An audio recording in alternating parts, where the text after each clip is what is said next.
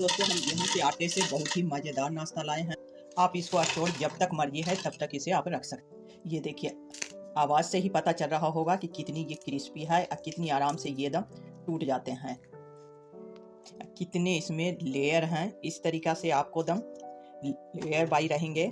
तो चलिए, वो भी बनाएंगे गेहूं के आटे से। ना इसमें हम मैदा लिए हैं और ना सूजी लिए हैं। गेहूं के आटे से ये नमक पारे बनाएंगे। तो चलिए स्टार्ट करते हैं आज का ये रेसिपी। नमक पारे बनाने के लिए तो पहले हम लेंगे यहाँ पे 2 कप गेहूं के आटा।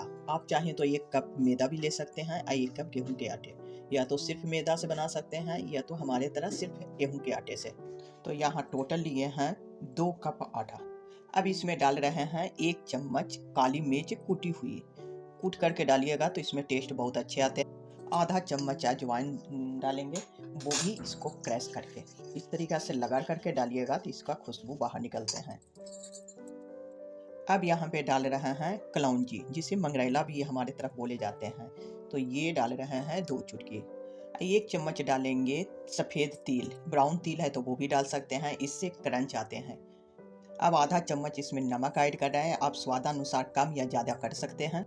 आधा चम्मच कस्तूरी मेथी, इसको इस तरीक़ा से लगा करके डालेंगे, टेस्ट बहुत ही अच्छे आएंगे। ये ज़रूर नमक पारे में डाल करके बनाइएगा। अब यहाँ पे सबको इस तरीक़ा से मसाले को मिक्स कर देते हैं। अब इसमें डालेंगे, आप तेल भी डाल सकते हैं या तो घी भी डाल सकते हैं। अब उसे हमने गरम करके डालेंगे, इससे बहुत ही क्रिस्पी बनते हैं। तो यहाँ पे हमने तेल को गरम कर दिए हैं, तो थोड़ी ठंडी होने देते हैं, उसके बाद हाथों से मैश करेंगे। तो इस तरीक़ा से इसे गरम करके डालें। अब इसे लगा के इसे हमें मिक्स करना है। तो अच्छी तरीक़ा से इसे मिक्स करिए कि हर एक आटे में एकदम मिक्स हो जाए। इस तरीक़ा से पहले हमें बढ़िया से इसे मिक्स कर लेना है। तो यहाँ पे ये देखिए अच्छी तरीक़ा से दम मिक्स हो गए हैं, हमारे आटे में दम बढ़िया से मिक्स हुए हैं। तो इसको इस तरीक़ा से देखिए, तो ये मुठली बंध रहे हैं, यानी कि हमारा मोयन परफेक्ट है। अब इसमें थोड़ा थोड़ा पानी डाल करके, इसको पानी थोड़े थोड़े डाल करके इसको डो लगाना है। डो जिस तरीक़ा से रोटी का लगाते हैं उससे थोड़ी सख्त लगाएंगे। तो अब इस आटे को हम ज़्यादा मसल के चिकना नहीं करना है, हमें इसी तरीक़ा से बस बाइंडिंग जिस तरीक़ा से होते हैं हम आटे को बाइंडिंग कर दिए हैं। अब इसे सॉफ्ट होने के लिए 2 मिनट के लिए छोड़ देते हैं। तब तक हम यहाँ पे शाटल बना लेते हैं। तो यहाँ पे 2 चम्मच तेल लेंगे और 1 चम्मच यहाँ पे मैदा लिए हैं। अब इसको इसमें से मिक्स कर लेते हैं। आप चाहें तो यहाँ पे घी भी इस्तेमाल कर सकते हैं, घी भी ले सकते हैं। तो ये देखिए इस तरीक़ा से हमने इसको घोल बना करके तैयार कर लिए। अब यहाँ पे ये सटर हमने तैयार कर लिया है, अब इसे साइड में रखते हैं। तो यहाँ पे हमारा 2 मिनट हो गए हैं, ये फूल गए हैं, पर इसे हम मिक्स नहीं करेंगे, बस इस तरीक़ा से एक बार मिला लेंगे। तो ये हमारा मिल गए।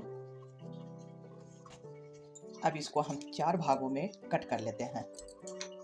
तो अब यहाँ पे इसे इस तरीक़ा से कट कर लेंगे।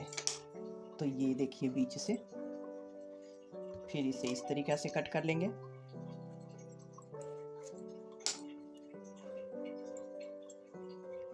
फिर इसको इस तरीक़ा से कट कर लेते हैं।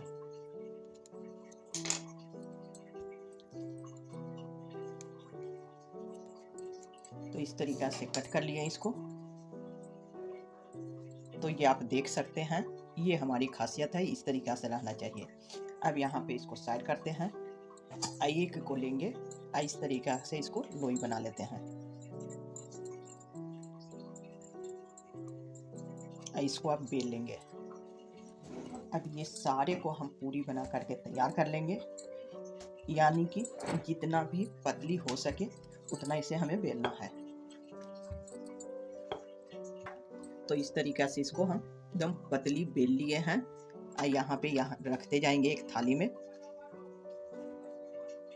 ये चिपकेंगे नहीं, अगर चिपकते हैं तो थोड़ी सी इसमें सूखे आटे लगा दीजिए। यहाँ पे हमने सारे पूरियाँ बना ली इस तरीक़ा से। तो अब यहाँ पे इसके ऊपर ये स्टार्टअप लगाएंगे। इस तरीक़ा से पहले इसको चिकना कर लीजिए अच्छे तरीक़ा से। तो यहाँ पे ये देखिए इस तरीक़ा से लेयर लगा रहे हैं। तो ये सारी जगह हमने अच्छी तरीक़ा से फैला दी। अब दूसरा लेंगे पूरी, इसके ऊपर से सेम इस तरीक़ा से डाल देंगे। ये लीजिए, ये डाल दिए। फिर उसके ऊपर 1 चम्मच डालेंगे, इस तरीक़ा से इसके ऊपर लगा देंगे।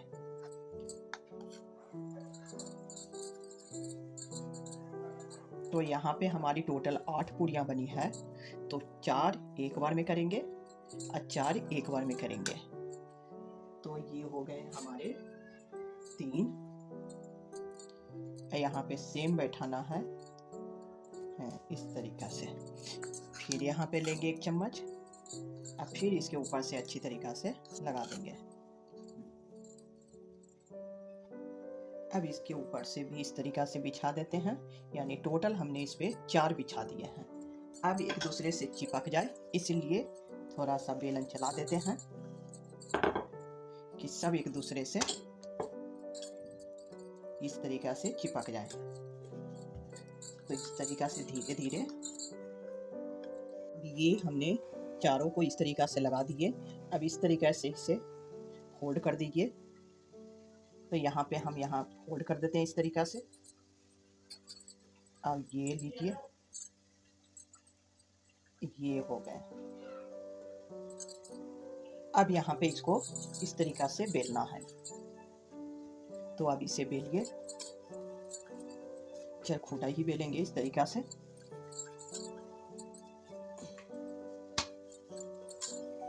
तो इसे पतला कर लेते हैं क्योंकि बहुत ज़्यादा ही मोटे हैं ये।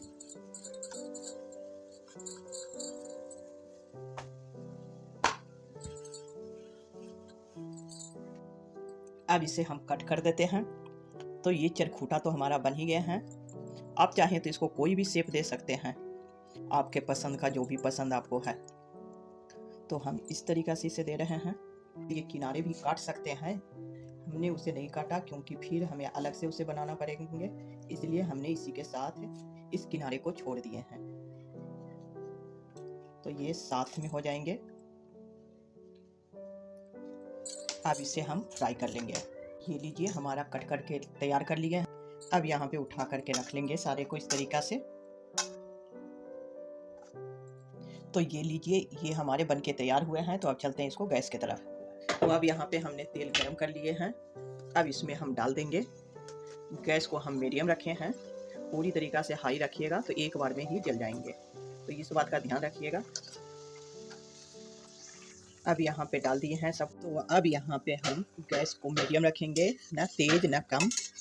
इस तरीक़ा से ये देखिए हमारा इस तरीक़ा से खुलने लगे हैं। तो इसे हम चलाते हुए हल्के ही हाथों से इसे चलाना है, ज़्यादा उलट पलट नहीं करना है।